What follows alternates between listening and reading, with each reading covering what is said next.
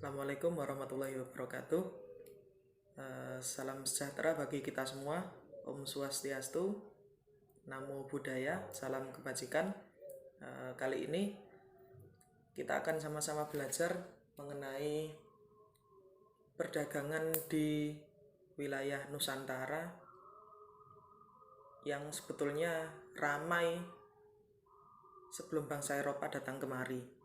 Jadi kalau menurut buku Sejarah Indonesia untuk SMA kelas 11 karya Ratna Hapsari dan M. Adil, di sini menyebutkan bahwasanya jauh sebelum bangsa-bangsa Eropa mempelopori penjelajahan samudra di dunia sampai ke Indonesia juga, di sini itu sudah ramai perdagangan yang terjadi yang melibatkan bangsa Asia, Eropa, sampai Timur Tengah nanti, atau Asia Barat.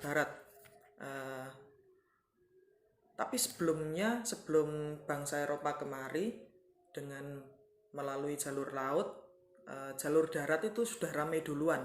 Nah, jalur darat itu disebut dengan jalur sutra. Kenapa kok jalur sutra? Ya karena komoditas yang utama diperdagangkan adalah kain sutra dari Tiongkok ya. Rute jalur sutra ini juga awalnya dirintis oleh Tiongkok, yaitu sekitar tahun 1309 sebelum Masehi. Jadi 139 sebelum Masehi itu Tiongkok masih dikuasai oleh dinasti Han yang saat itu menguat kekuasaannya dan bisa menjadi distributor kain sutra dan diperdagangkan di jalur sutra antara Asia Timur, Asia Tenggara, Asia Selatan, dan Timur Tengah. Dan itu yang meramaikan bukan hanya bangsa Asia saja, bukan hanya Asia dan Timur Tengah, Asia Timur, Asia Tenggara, Asia Selatan, dan Asia Barat saja, tapi juga melibatkan bangsa-bangsa Eropa juga. Nah, seperti itu. Selain itu, komoditas yang diperdagangkan yang lain adalah, kalau dari Tiongkok ya, itu ada emas, kemudian batu giok, kemudian teh, juga rempah-rempah juga. Nah, kemudian dari Asia Selatan itu juga memperdagangkan rempah-rempah. Itu kalau jalur sutra dari darat seperti itu. Nah, tapi kalau melihat rute darat yang dilaluinya, jalur sutra darat ini ada minusnya. Minusnya itu kalau melalui darat nggak bisa mengangkut barangnya, nggak bisa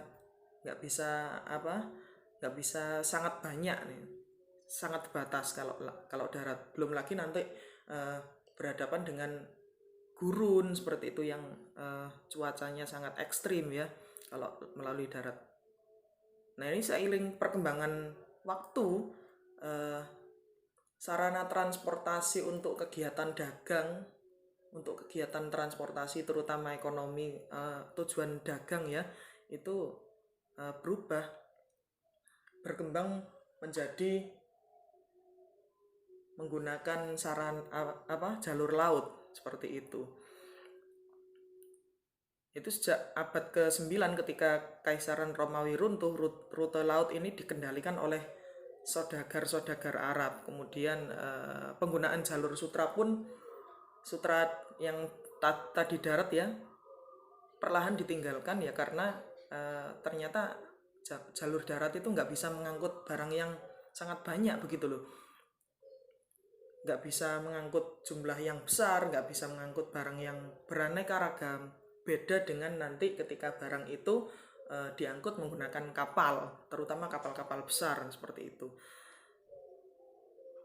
Nah, ini menjadi lebih berkembang juga ketika bangsa-bangsa Eropa juga terlibat dalam perdagangan laut. Bukan hanya Asia saja, bukan hanya Arab saja yang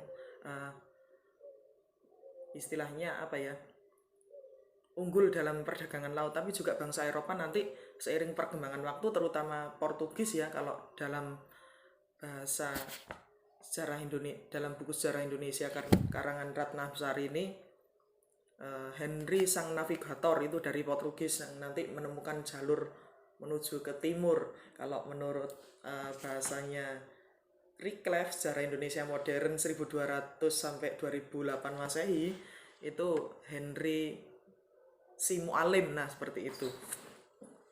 Itu Henry mengetahui jalur-jalur menuju ke wilayah timur untuk mendapatkan rempah-rempah seperti itu. Nah, ini ada cerita juga ketika di Eropa itu pada pertengahan abad ke-15, bangsa Eropa itu sangat butuh rempah-rempah. Untuk apa ya? Untuk mengawetkan hewan ternak yang sudah disembelih. Jadi ketika musim dingin itu hewan-hewan ternak mau nggak mau harus disembelih, daripada mati nanti malah nggak terpakai, mati malah sia-sia, nggak bisa dimakan malan. Akhirnya hewan-hewan disembelih. Nah, ada pertanyaan, bagaimana cara mengawetkan daging-daging hewan yang telah disembelih ini? Nah, jawabannya adalah rempah-rempah. Dan saat itu di Eropa juga sangat masyhur, sangat terkenal bahwasanya rempah-rempah yang paling mumpuni untuk menjawab pertanyaan mereka seputar itu, seputar bumbu, seputar cara mengawetkan makanan, cara membuat enak makanan, itu adalah rempah-rempah dari Asia, khususnya adalah rempah-rempah dari Nusantara. Nah, itu juga yang membuat bangsa-bangsa Eropa nanti akhirnya sangat tertarik untuk bertujuan menguasai Nusantara, yang awalnya sebetulnya bukan menguasai sih, tapi ya itu tujuan utamanya berdagang. Nanti seiring lambat laun nanti ada tujuan untuk menguasai dan memonopoli perdagangan di Nusantara seperti itu. Nah, mungkin materi hari ini selesai sampai di sini saja. Bila ada pertanyaan, diketik di komentar di bawah ini ya. Terima kasih. Assalamualaikum warahmatullahi wabarakatuh. Salam sejahtera bagi kita semua. Om Swastiastu, Namo Buddhaya.